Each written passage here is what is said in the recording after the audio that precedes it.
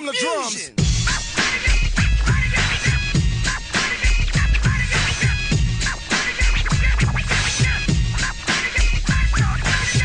Pardon the Dissent. We're back. It's another podcast episode, direct-to-podcast episode of Pardon the Dissent. You know, we do live radio shows on AM950 here in the Twin Cities, but you guys were demanding more content, so now we're doing a once-a-week podcast, direct-to-podcast episode of Pardon the Dissent, and that's what you're listening to. This is the second such episode here.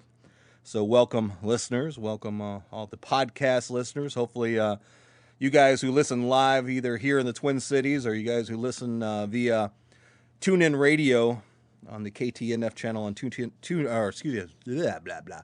Radio, which allows you to listen live streaming anywhere in the world who has internet. Welcome. I hope you guys are listening to these podcast episodes too. Today's date, July 30th, the year 2015. Producer in the house today is Scott Atkinson. Hello, Scott. How are you, sir? Good. How are you?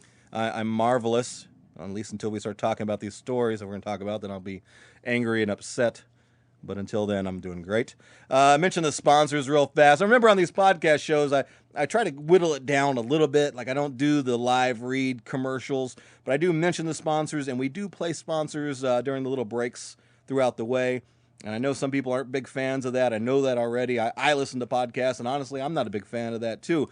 But got to pay bills. It's the show is not free to put on, so I have to pay the bills. And I tell you what, I don't ever advertise a sponsor who I either don't have faith in, I don't have a very good working knowledge of, or who I don't trust. I'm not going to be trying to sell you, I don't know, like BP gasoline or Monsanto products or anything like that. I'm just going to sell you things that, or try to sell you things from legitimate sponsors or people I don't mind doing business with myself. So let's get those knocked out. Bell Bonds Doctor. It's our title sponsor here at the show. Really appreciate them. Natural Pure Drinking Water. The only drinking water that I drink. MINNEHAHA Recording Company. Stupid Simple Branding. And Scotty and the Don. Those are all our wonderful sponsors, and please support them. An easy way to support them is go to the Pardon the Dissent website. That is pardonthedissent.com, pardonthedissent.com, and you click on the sponsor tab. It'll take you directly to images of all the logos from all the sponsors. You just simply click on that, and it will take you to their website, and that way you can either find out about their business, for example, like with Scotty and the Don, he's a music and production company. And you can click on there and you can hear samples of music that he's done, the whole 9 yards. So do that for me, and that's very helpful to me and the sponsors and helps keep this show going. Also, by going to that website, pardonthedissent.com, you can find a way where you can live stream the show, and that is for the live episodes that we broadcast from here in the Twin Cities at AM950 Radio.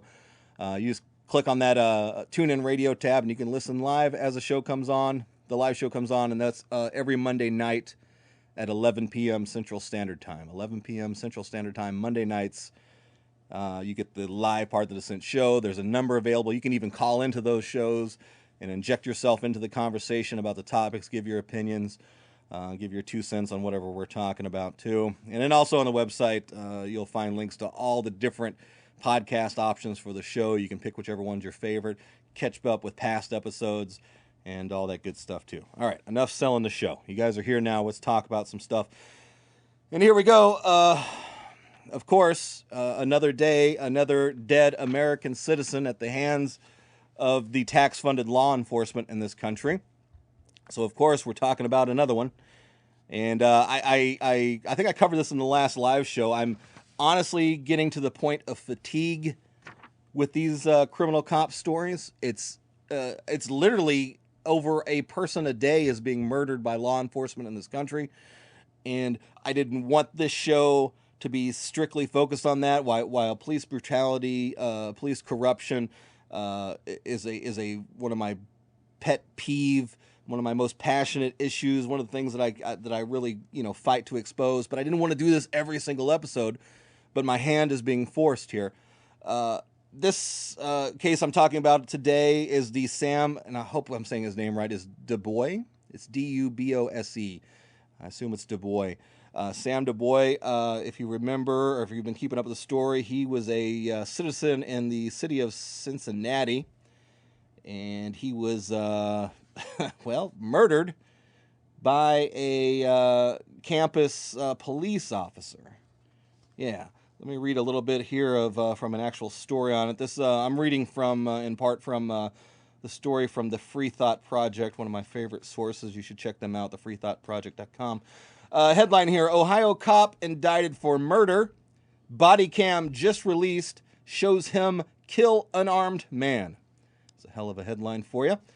Reading from the story, Wednesday afternoon, University of Cincinnati police officer Ray Tinsing was indicted for the murder of Samuel Dubose. I know, already you guys are shocked. You're like, wait a minute, the cop was indicted? I know, we don't hear that very often. Yes, it happened, and quite honestly, it happened rather swiftly in this case, because this killing happened on July 19th, and it only took a couple weeks.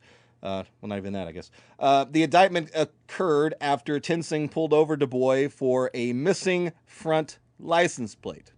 Yes, if you're not putting that together, this gentleman was pulled over for a missing front license plate, and now he is dead. Right? That's how it should work, right? That's almost as bad as, I don't know, what's another heinous crime that deserves murder? Oh, yeah, that's right. Selling loose cigarettes, right? We kill people for that now, right? What's another really bad one that cops can kill people for? Oh, that's right. Failure to signal when changing lanes. That deserves death. Well, we don't know that she was actually killed for that. I'm just exaggerating, but you get my point. Also, before I read further, the missing front license plate, guys, really? That's still a major crime here that we need to ticket people for.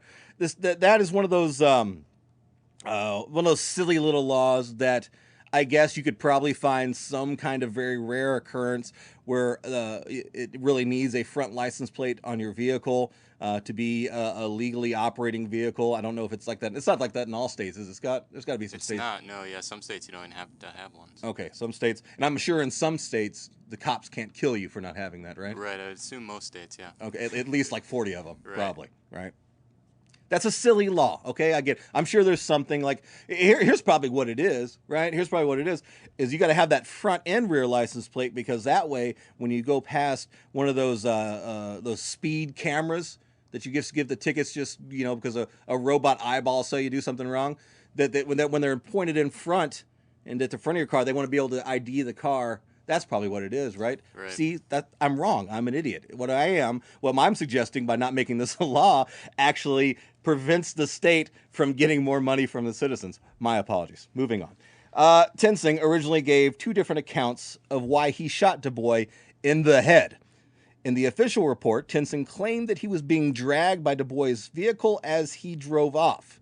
However, in the call to dispatch, Tinsing made no mention of being dragged and instead said that he was, quotes, almost run over by Dubose. Okay. Let's address this right here.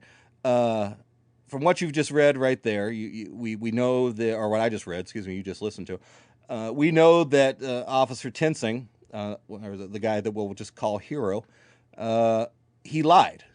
And why do we know that he lied? Because he had a body camera on. That is the only reason that we know that he lied. All right? Because of that, right? Because none of this would have ever came to light if that camera wasn't there and it was not made available for other people to see and to review, right? And it gets much worse than that. I'm not reading this from this story. This is from another story that I read from, I believe it was slate.com. The responding officers who arrived to the scene as the shooting part of the stop happened, they also lied. And I've got the name Philip Kidd. I believe I've got that right. He mentioned in the official report taken at the scene after the shooting, he claimed in that report that he witnessed Tinsing being dragged by Dubose as Dubose drove off. But if you, like me, have watched this body cam footage and seen the what happened, you clearly see he was not dragged at all. Right? Not at all. He didn't even hit the ground. But again, in the official report, Philip Kidd supported his lie by saying that he did witness him being dragged, and a second officer that was not named in the in the story on Slate that I read, also said that, what's the guy's name? Tensing's uniform looks scuffed up and dirty from being dragged over a rough surface, which is a complete and absolute lie because we see it in the body cam footage. Okay? What I'm trying to see here is really, or try to show you guys right here, is really illustrate what happens, okay, when one of these events occur, when a cop has to kill somebody, or does kill somebody, not have to, right? We see the mechanism go into motion, the setting up the story, how these supposed to be mostly good cops, there's supposed to only be a few bad apples, how they all kind of group together and they automatically just start defending each other. And if they have to lie under a sworn statement, so be it, right? Here's my question. Why is Tensing the only one charged? Right? Because what happens with me and Scott, like we're on a doing something, right? We're on a caper. I don't know what our caper would be. Scott, you're a very handsome man. You've got very stylish hair. Maybe our caper is stealing hair products. That's what our caper is, right? Okay? And then I don't know, we get caught and then we make a statement, but we lie on that statement, right? And we lie in a testimony in court. What happens, right? We get indicted for lying under oath. Yeah, at the very least, we'll get indicted or it'll affect us in a negative way, right? Well, why is not Philip Kidd been arrested now? So we know, because that's the whole reason why they charged Tensing, was they know that he lied based on the body cam footage, okay? We know he's a liar. We know he's a murderer, at least in the eye of the law, as far as, what the prosecutor who charged him thinks. Why is Philip Kidd not being charged, right? He lied in an official statement. Not only that, he is a officer of the court. He has an authority given to him by the law that he's supposed to be enforcing, right? It should be a little worse, isn't it? Right. Right? Should be a higher standard. Right. I'm just a Joe Schmo, right? I'm just an idiot with a microphone and a neck tattoo, right? So if I lie, charge him. But it's a cop. We're supposed to trust the integrity of the legal system, and this guy, which this guy is an officer of, but he's not being charged. Maybe that will change. Maybe that will come out as I'm sure they're doing further investigations, and I'm sure the focus, of course, was to deal with the murder part here, whatever. Maybe he'll get charged. We'll see where it goes from there. I don't know, whatever. Him and the other unnamed officer that I also read in the Slate story that said that his uniform looked scuffed up like it had been dragged on a rough surface. You guys are liars, okay? You guys are liars, all right? You are aiding and abetting a murderer. You guys are disgusting pigs too, right? Anyway, carrying on with the story here. After I was just a real tangent that I shouldn't have wasted that much time on. I don't know. After announcing the charges, announcing the charges against Tensing, Hamilton County prosecutor Joseph Dieter called the shootings senseless. Well, that was very brave of you, sir, to call a murder of somebody pulled over for a traffic stop senseless. You're a hero today, sir. Here's a quote from him. I feel sorry for Dubose' family. I feel sorry for the community. It should never have happened. Again, Captain Obvious. Dieters explains to the media that Tensing's account of the shooting was based in lies, explaining that the officer's body camera showed what really happened. Again, why do we not have every police officer in this country with a body camera on?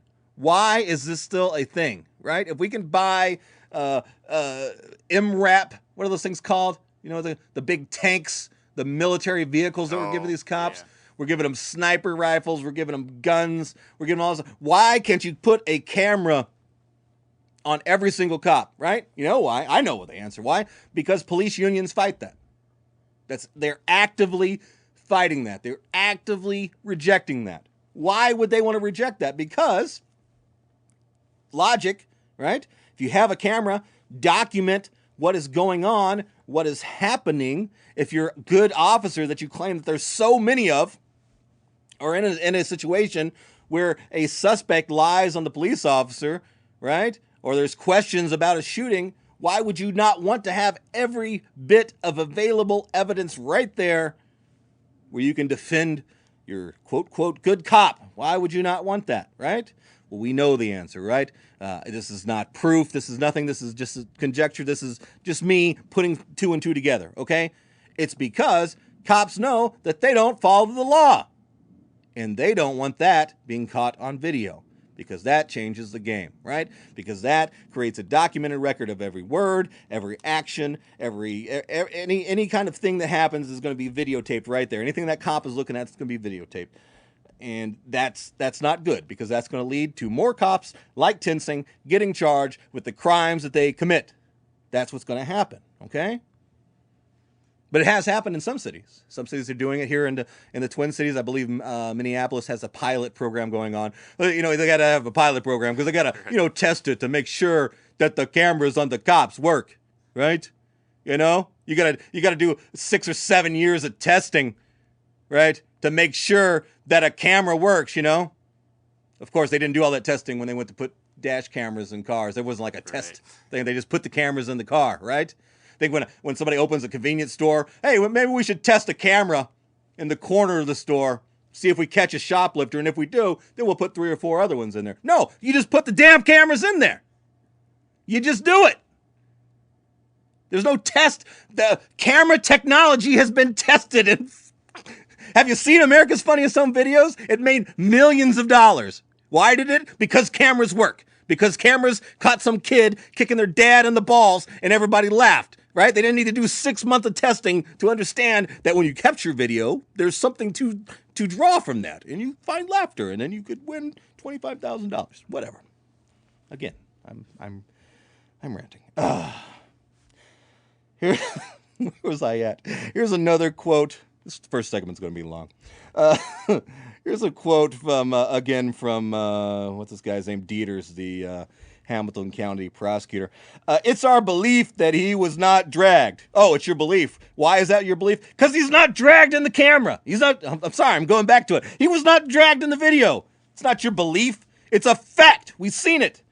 If you slow down the tape, you see what happens. It's a very slow period of time when the car starts rolling to when his gun is out and he shoots the man in the head. Murder. He, the boy, simply rolls away. That's what it is, okay? I want to talk about something. I'm going to come back to that part. During the press conference, Dieter said that Tinsing has been officially charged with murder and voluntary manslaughter. He faces life in prison if convicted. Here's another point. Again, about this kind of the same thing with cops and them having to follow the law and needing to be held to a higher regard.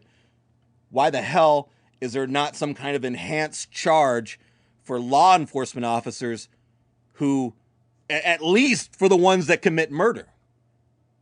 You get that? Because if you kill a cop, not saying that you would, Scott, because you're an upstanding citizen with a great head of hair. Try to be. And you guys don't look like a cop killer at all to me. But if you did, guess what? You're going to be charged a little extra. You're not just going to be charged like you killed me, right? Like, oh, you just killed a fat guy on a talk show with a neck tattoo? Nah, we'll just charge you with murder. But if you kill a cop, dude, you're getting something special. It's like, what is that called? Capital murder? Capital? Yeah, something crazy. Something like that, right? That's a big charge there, right? Why aren't cops held to the same standards as the citizens that they're supposed to police, right? Why, when you, in the execution of your job, in the execution of your sworn oath to protect the citizens of the city, state, county, wherever that you're working at, and you say, oh, I'm going to kill one of them today, why aren't you held at a higher standard? Why is there a murder by cop enhancement to these murder charges, right?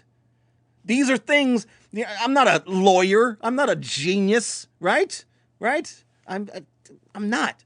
But this is a simple thing, right? That another little piece that you can put into the system of law that will put something on the heads of cops to think about when they're doing their job. Wait a minute, if I kill this guy and I get found guilty, not only do I get charged with murder, not only get charged with manslaughter, I also have the potential of getting an additional 25 years because I'm a cop.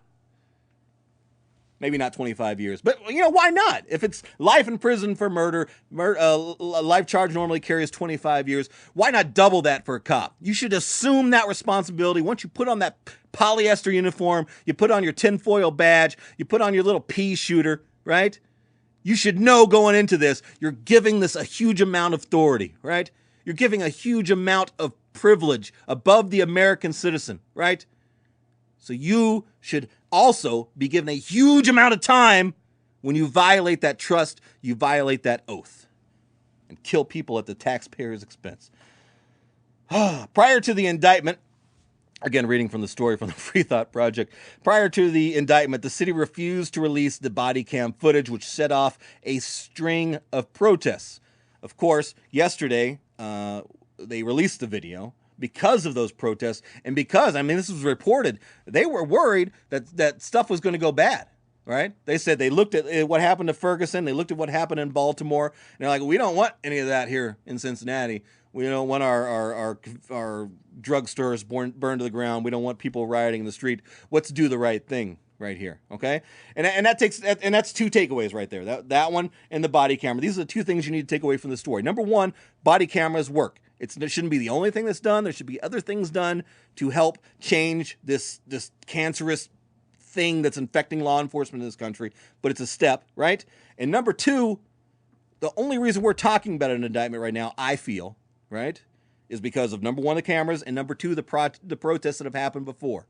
All right, I've always defended the protests / riots that have happened, not because I agree with the idea of destroying other people's property, but I understand the frustration.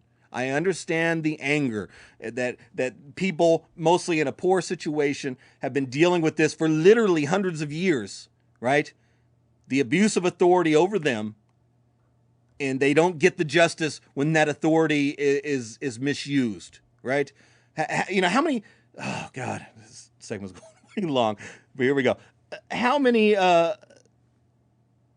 murders by cops have happened with no cameras, and those cops who lied, just like they lied in this story here, got together, told their little lie, and then that person is dead now with no justice whatsoever, just another dead body. How many of those have happened?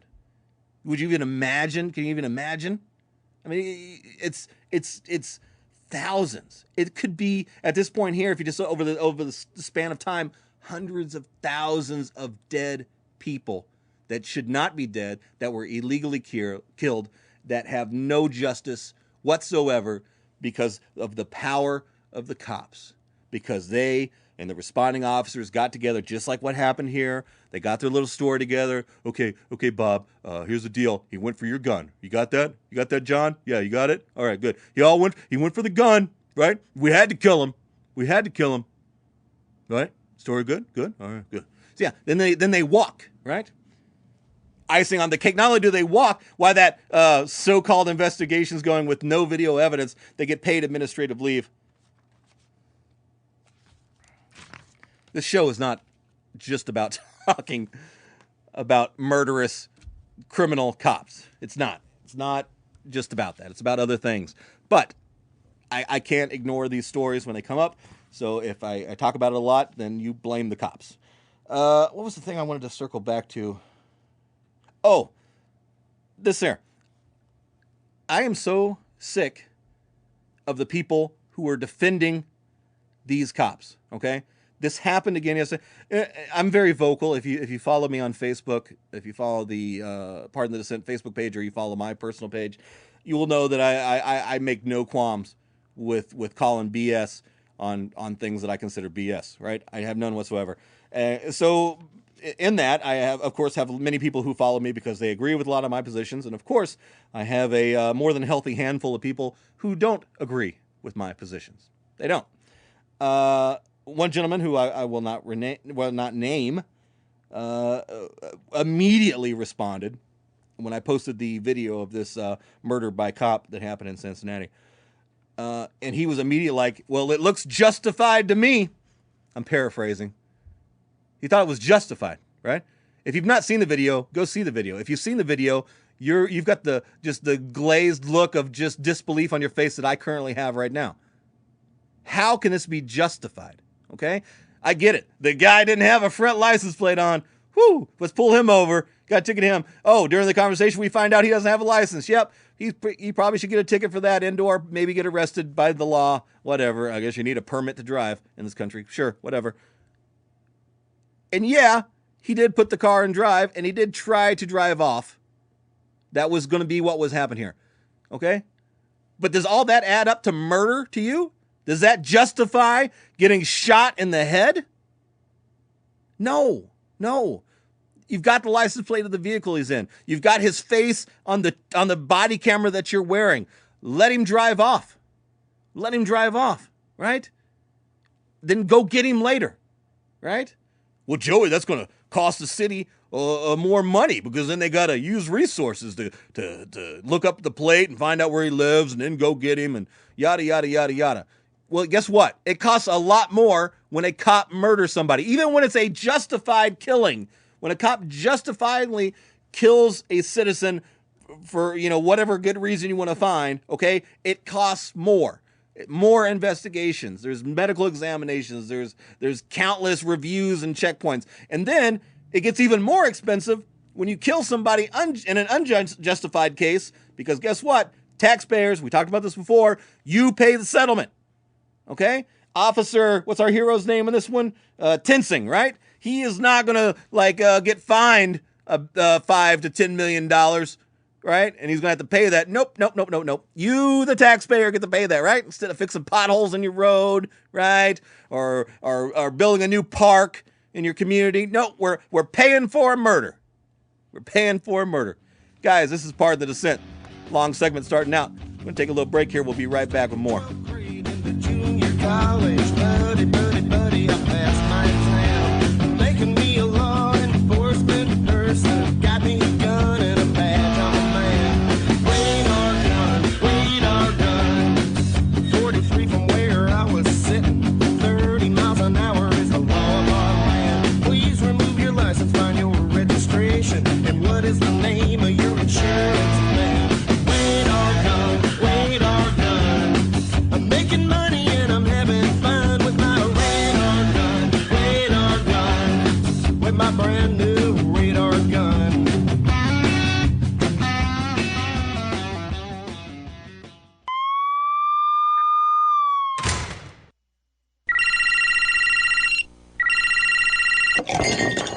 Hello? Oh man, I'm really in a world of hurt now. Really? How long have you been there? I don't really know, but I have to be at work tomorrow. Oh man, you gotta call the doctor. Really?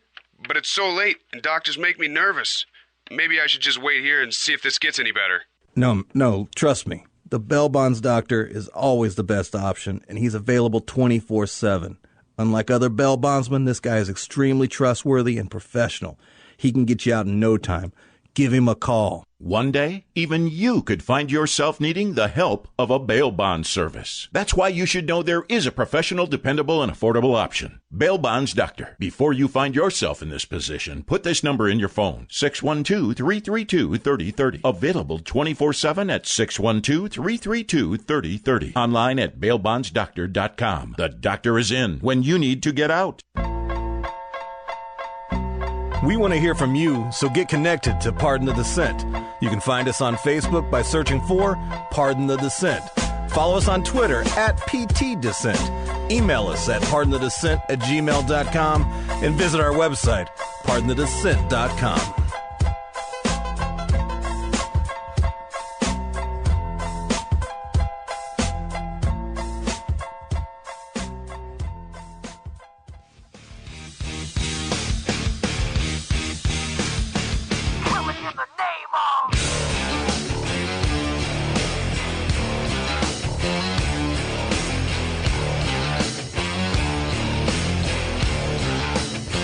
Pardon the Dissent, we're back.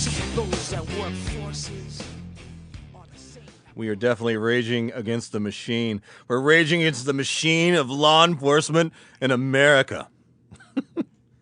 I'm really overstating what I'm doing here, guys. I'm a small, tiny voice in a large ocean of people that are screaming, yelling, pulling their hair out about what's happening in our country, and specifically about law enforcement right now. I didn't want to. I wanted to jump to something else. I do want to update one thing about the story about the shooting in Cincinnati that I forgot to mention in the first segment.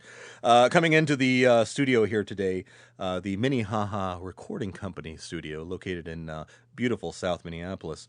Plug. I heard on the old radio in the minivan that I drive. There you go, ladies. I heard this. He pled not guilty. Talking about Officer, our hero, Tensing. He pled not guilty this morning for the charges of murder and manslaughter in a court in Cincinnati today. Which, of course, I guess you have to plead not guilty. You can't just say, "Yep, I did it. Killed the guy." It's not going to work that way. He had to plead guilty. The judge gave him a $1 million bond. $1 million bond. Maybe you should call Bail Bonds Doctor and try to bond out. Boom, another plug. Another sponsor. $1 million. I guess that's appropriate. I don't know. I don't know what the going rate is for murdering citizens, but I guess $1 million is pretty good. One thing I was not happy about was when the judge made that announcement for the $1 million bond. Excuse me, I just burped my natural pure drinking water. Another plug. See, I'm a pro, guys. You should be paying me to advertise your stuff. The judge, when she made the announcement about the $1 million bond, of course, the citizens who were in attendance at that bail hearing started clapping. Not excessively, not to the point of, like a football game, like "Go team," that kind of thing. But they clapped, in agreeance, right? And the judge, and I guess I'm picking on the judge, and I guess the judge has to do what the judge do. I'm sure she would do this if it was another kind of case or whatever. But she quickly corrected the people who were in the courtroom about interrupting the court. "This is a court of law. You gotta be quiet." Blah blah blah blah blah. And I get it. I guess you got to do that. But you got to understand, Judge. Okay, the citizens are frustrated. Okay.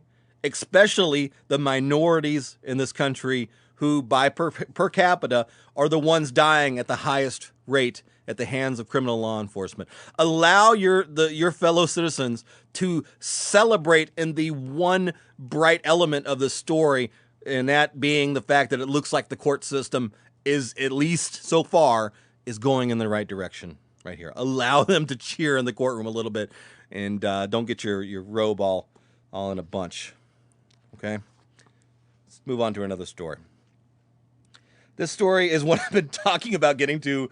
I talked about it in the last episode. I was going to talk about it last podcast episode of the last live show. I keep pushing it back because of other stories coming to light.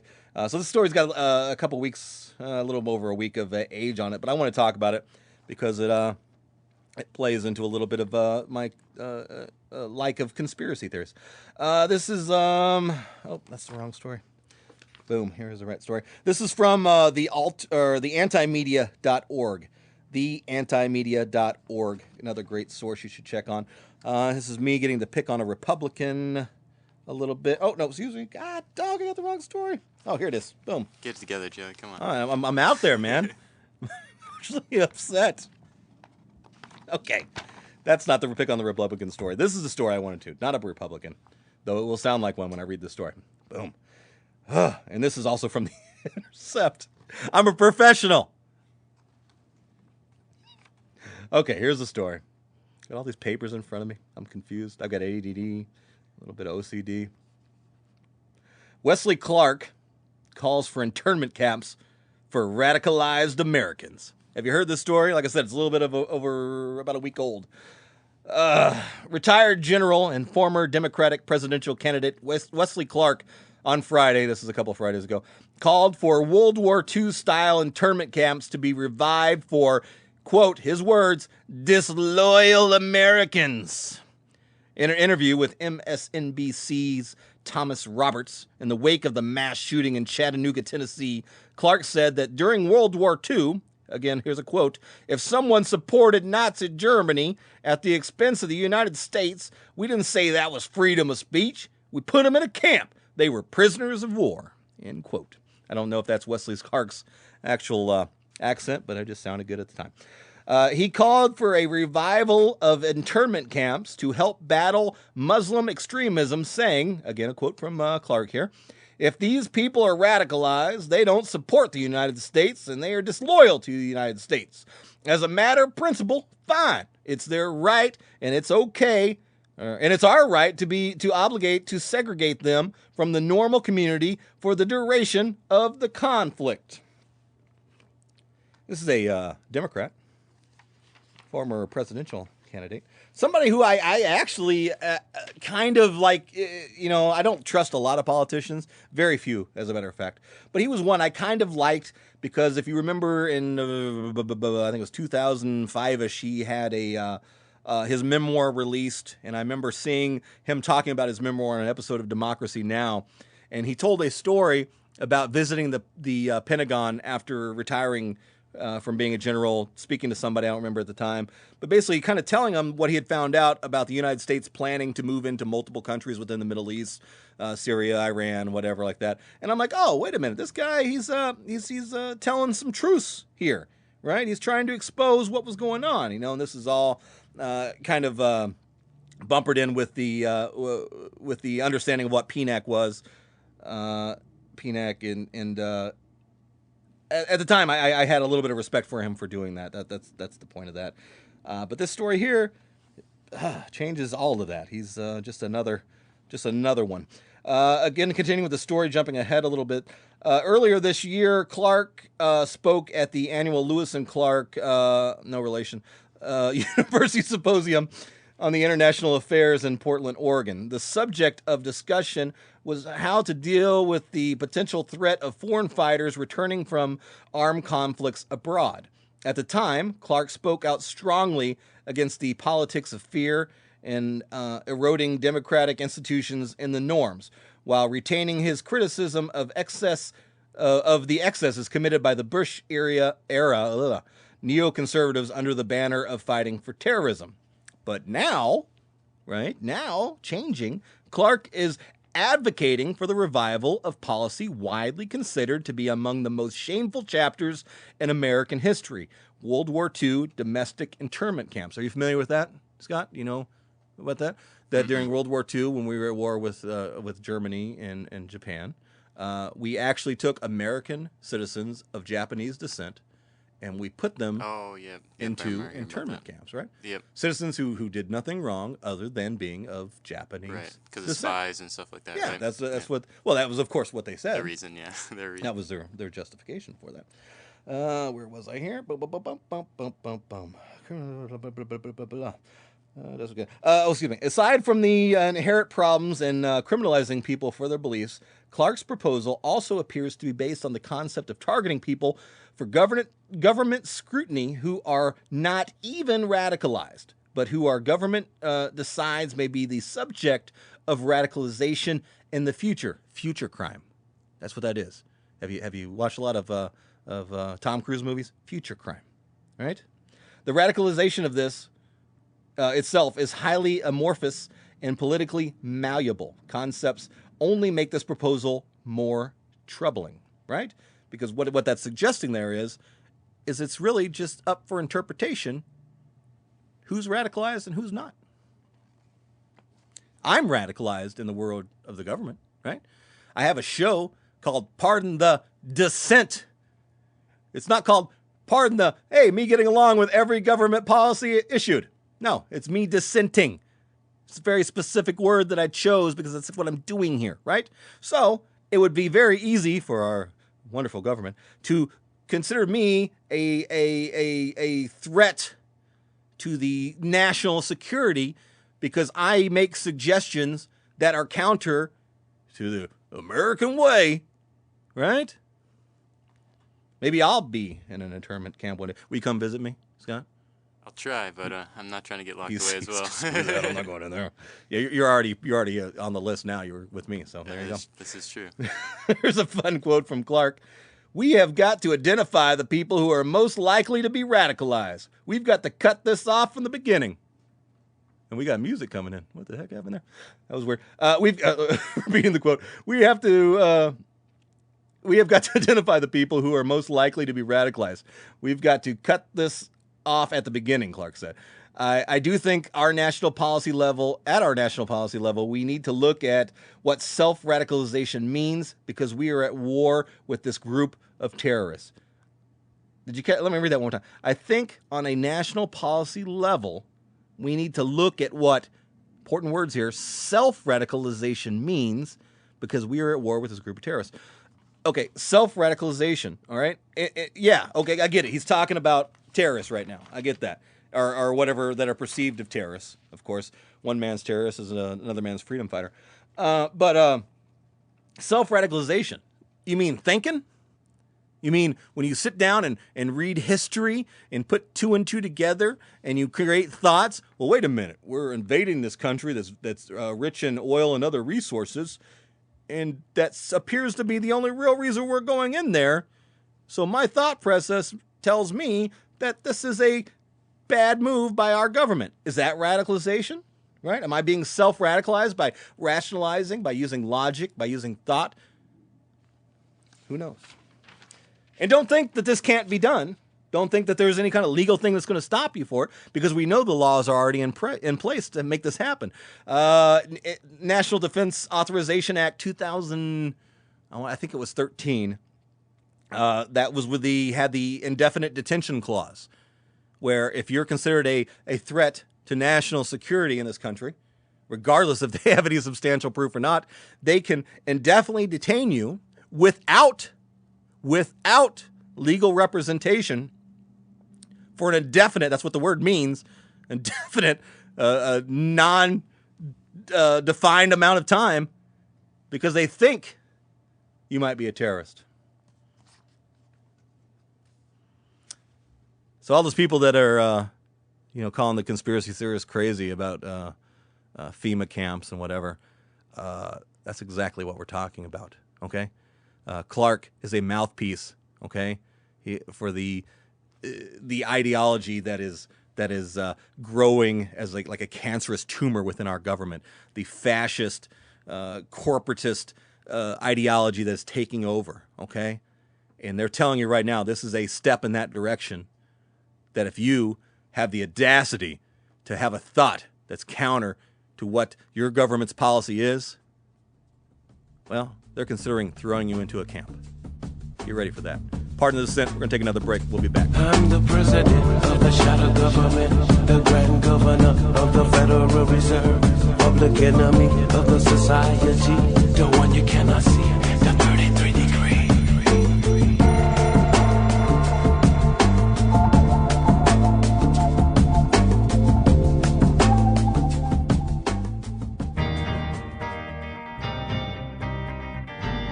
Are you a musician or songwriter looking for quality production and recording? MINNEHAHA Recording Company can help.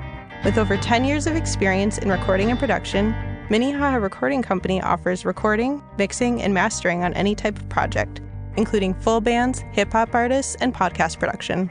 For more info, visit minnehaharecording.com or call 612-564-8088. You support local businesses, so it's time you get to know the locally owned Natural Pure Drinking Water. They're a family business that's been providing water for the Twin Cities since 1986. Their water is purified using reverse osmosis, effectively removing chemicals such as salt, magnesium, iron, fluoride, lead, and calcium, as well as bacteria. Their water is also treated with ultraviolet light to protect against all airborne bacteria. Natural Pure Drinking Water carries a variety of BPA-free bottles. Their bottles include 5 gallons, 3 gallons, 2 gallons, and 1 gallon. Servicing their machines every 30 days. This means you have plenty of options when you're providing water for your home or office. Using Natural Pure Drinking Water makes excellent coffee, tea, and ice cubes, and you can find their water at many local retailers. They're online at naturalpuredrinkingwater.com, and be sure to check out their Facebook page.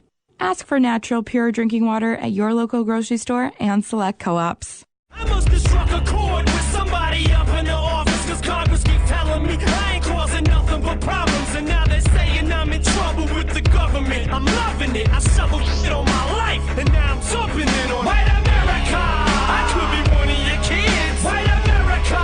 Eric looks just like this. Pardon the dissent. Back in your ears. It's going to be me and Eminem. We're going to be in a FEMA camp cell together because we talk about the government.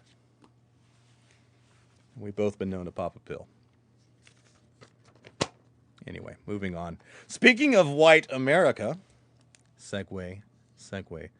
Let's talk about something white. Let's talk about cocaine. Want to talk about a little cocaine? Here is an old story. The story that I'm reading from was released again by one of the antimedia.org source, a very good source. This was released November 8th, 2014. It's a very good story. It's a very important story that pertains to things that are going on right now when talking about the war on drugs and legalization and all that stuff. And I just wanted to bring it back up because I went and background checked to see whatever happened with the story. And I'll get to what my results were after I read the story. Some of you may be familiar with this. Some of you won't.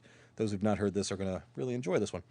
Headline, 90 pounds of cocaine found on cargo ship owned by anti-drug senator's family. Would you like to hear that again? 90 pounds of cocaine found on cargo ship owned by anti-drug senator's family. Yeah, that was my reaction, right? The story goes, a cargo ship connected to Kentucky Senator Mitch McConnell was recently stopped and searched before departing from Colombia. During the search, Colombian Coast Guard agents seized roughly 90 pounds of cocaine. That's not 90 ounces. That's 90 pounds. 2.2 pounds in a kilo. Don't ask me how I know that. I just know that. Because I'm a huge fan of the metric system, and I know this. Right, exactly. 90 pounds? Good God. The drugs were found on the Ping Mei, that's the name of the ship, which is a vessel operated by the Foremost Maritime Corporation, a company owned by Mitch McConnell's in-laws, the Chow family. This connection is not only relevant because of the family's connection, but also because the Chow family, has often made large donations to McConnell's campaigns. There we go. There it is. I wonder if when they made the donations, did they make the donations in cash, like $100 bills? Stacks of cash. But no, they were all rolled in little straws. That's what it was. Right. Here's your donations, Mitch. You want to get that stuff from your nose there, Mitch? Little white there. In fact, the Chow family has been funding McConnell's since the late 80s. Oh, 80s, back when Coke was really pure. Years later, in 1993, McConnell married Elaine Chow and secured the Chow family as one of his primary sources for investments. A gift worth. So, I'm sorry, I'm laughing because I know what I'm about to read, and why they call this a gift is just blows my brains out. A gift worth somewhere between $5 and $25 million. A gift from the Chow family made McConnell one of the richest senators in the country in 2008. What makes this case even more interesting is that McConnell is a well-known staunch prohibitionist. In 1996, McConnell sponsored the Enhanced Marijuana Penalties Act, a bill designed to increase the mandatory minimum sentencing for people caught with marijuana. Of course, he wouldn't want to do the Enhanced Cocaine Penalties Act because that would maybe affect his customer base. Luis Gonzalez, an official with the Colombian Coast Guard in Santa Marta, told the Nation that the Ping Mei's crew were questioned as part of the investigation, but that they have yet to file any charges. All right, here's where the update comes in. So when printing this story a couple nights ago, I searched everywhere, both high and low, scoured the internet, looking for the result of what happened. Again, the story happened in November 2014, so getting close to a year old. Nothing. Radio silence. Just Nothing. disappeared. I don't know what happened to the cocaine. I don't know what happened to the guys on the boat. I know Mitch still has a job. Right. He's still trying to tell us what to do, being a politician and whatnot. So, yeah. Still There's getting that. donations. Still taking donations from the Chow family. It was a gift. Here's a gift. Here's between 5 and 20. I like that they don't. I don't know how much we're giving you, somewhere between $5, $25 million. Not a small gap. Not a small gift at all. No, not whatsoever. 90 pounds of cocaine. Some Scarface stuff there. Oh my God. That's what I pictured, like the Mitch McConnell just with this big huge pile of cocaine in front of him on a desk. And his AR-15 rifle. Say hello to my little donation of $5 to $25 million. What would happen to you, Scott, if you were shipping in 90 pounds of cocaine? You would be let me answer this one for you. You'd be underneath the prison, right? They wouldn't even put you in a cell. They're like, no, we're going to dig a hole in the ground and we're going to build this prison on top of your head because that's a whole lot of cocaine. Right. Guantanamo Bay, send me out there. All day. I'm going to squeeze in one more story in this segment. Which one do I want to do? I've got a bunch of stuff here in front of me. I'll save that. Let's do this one. Let's do one more cop story to ice this off. The story I have got from copblock.org. Copblock.org, another great source, especially for cop stories. Police set up summer camps around the country to indoctrinate kids. That's the headline. Please be aware that this is an opinion piece, though I share their opinion. It's not a new idea, but a response to the growing anti-police sentiment. More and more law enforcement agencies around the country are setting up what's being called police camps to indoctrinate children into the ideology of the police state. In Commerce City, Colorado, 46 children under 15 years old are staying 4 days and 3 nights in Mount Evans Outdoor Lab in Jefferson County to imbibe K-9 unit, accident investigation, crime scene processing, riot control, and crime scene investigation demonstrations. Ooh, sounds fun. Sold as a fun-loving way to observe what police officers do on the job, Commerce City Police Youth Services spokesman said, quote, "It's important to us to engage with the youth in our community so they can see us as real people and not characters on TV or characters on the internet," end quote. Sending the kids off to cop camp now? To cop camp. That's exactly what it is. It's like fat camp, but more depressing, is what it is, right? I don't know how that goes. I don't know what exactly goes on, you know. Do they do similar things like they would do in summer camp? I don't know if they do like making stuff like out of leather. Like, I'm trying to think of things that I've seen on TV. I've never been to a camp. All I know is what the Hollywood's told me happens at camps. Right. I know they paddle in canoes. Yep.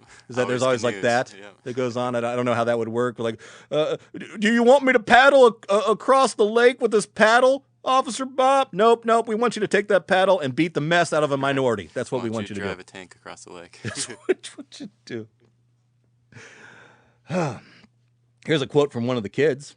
"Everybody thinks police officers are big bad guys, but when you start learning how they work, they're really just trying to help people." Really? Ask Sam Dubose how helpful they were, right? I'm sure maybe it was really helpful. Maybe he was like, "Man, I really wish I had an extra hole in my head. I wish somebody would help me with this lack of holes in my head." "Oh, Officer Tinsing. Oh, you're going to put a hole in my head for me. Why, thank you, officer. You're just trying to help me."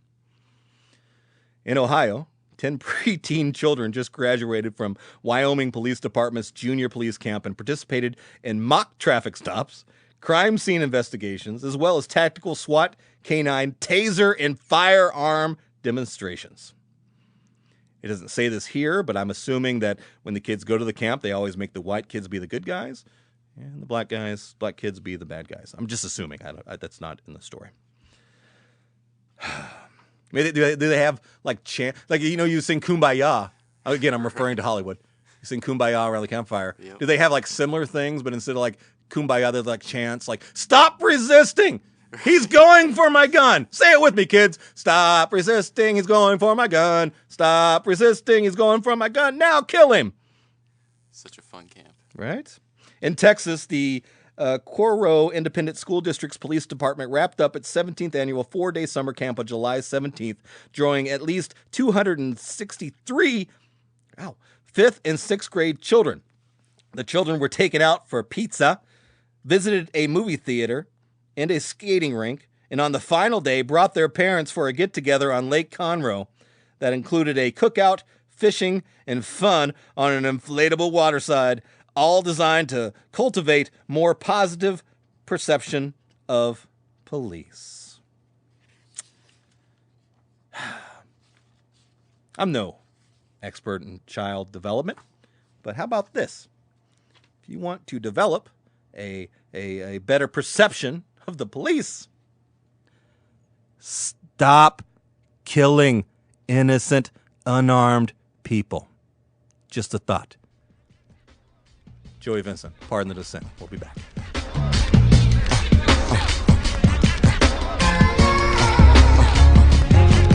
Memories on corners with the foes and the moles. Watch up the store for the rolls. Talking straightforward, y'all. Hey everybody, my name is Joan Vorderbruggen, and I want you to tune into my new weekly podcast, Joan of Art, on the Alive and Social Network. Each week on Joan of Art, we will interview some of the most talented artists from across the Twin Cities. I'm talking painters, costume designers, filmmakers, poets. There's going to be something for everybody. You won't believe some of the things people are making. 598,000 light brights. Tacumba created the world's largest light bright. Right. So I know that there's a piece that you're working on. It's called How to Have Fun in a Civil War. A friend of mine's like, you're bringing Civil War to the state fair. You can find the Joan of Art podcast at www.aliveandsocial.com or look on Facebook for Joan of Art podcast. Tune in weekly to Joan of Art as we investigate and celebrate people who make art.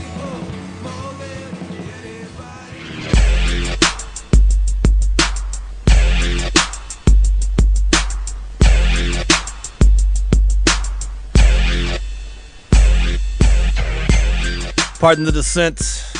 Joey Vincent here. Just came back to say goodbye. That's all this little last segment is. Just me bidding you all a fond adieu. Thank you to the sponsors of the Pardon the Dissent show. Title sponsor, Bell Bonds Doctor, Natural Pure Drinking Water, MINNEHAHA Recording Company, Stupid Simple Branding, and Scotty and the Don. Thank you guys for helping make this show happen. Appreciate that. Also, remember, you just got done listening to the direct podcast episode of Pardon the Dissent. Please tune in every Monday night at 11 p.m. Central Standard Time on AM950 KTNF here in the Twin Cities for the live Pardon the Dissent show that you can call into and be a call-in guest and talk about whatever we're talking about. And also, if you're not in the Twin Cities area, you can still live stream the show, live, of course, via the TuneIn Radio KTNF AM950 channel.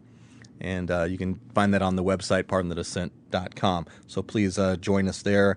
I'd love to have listeners call in from wherever you guys are at, wherever you're at in the world, call in, join the conversation. Thank you, listeners. We really, really appreciate it. Thank you very much. I guess talk to you guys next Monday night, 11 p.m. Keep seeking the truth. Bye. I hang myself at